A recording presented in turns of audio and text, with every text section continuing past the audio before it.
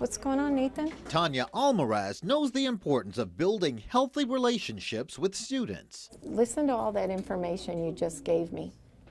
Don't you think you just put all that together? As vice principal at Helotes Elementary School, she leads by example. Once you build a relationship with the kids, they know your heart is in it and you can get them to do anything that you want them to do. It's one of many ways schools across the country are rethinking discipline, most commonly referred as restorative justice. Identify some things that you've learned in the lesson, correct? A model that uses less punitive practices and more responsive intervention. So can I give you a compliment? There's all sorts of things that students go through in their home environment, in the neighborhood, that affects their behavior on a campus. And as educators, we need to be understanding to that, and we need to be sympathetic to that. There you go. How's everyone doing? That's why these Northside ISD administrators are going back to the classroom. They're learning the principles of positive reinforcement over punishment. What did you recognize from the VP?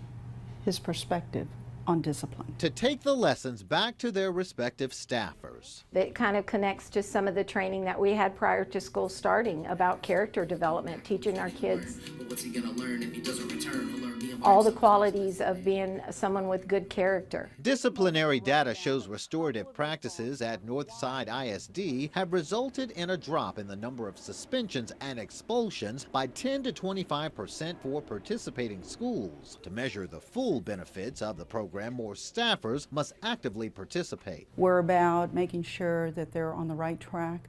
We're about recognizing when they do veer off course, that we try to get them back on course. Proponents of restorative practices hope they'll help shrink the discipline gap between students of color and their white counterparts. Right now, black students make up 6.4% of the student population at Northside ISD, but 10.9% of in-school suspensions, 12.6% of out-of-school suspensions, and 13.7% of expulsions. So this is Casey's. We're helping him. Vice Principal Almaraz is shaping behavior at an early age and hopes that students spend less time in trouble when they're older. But you're working together as a team. More time in the classroom means more learning. Worst case scenario, not doing restorative practice, is that we're going to get the same behaviors over and over again.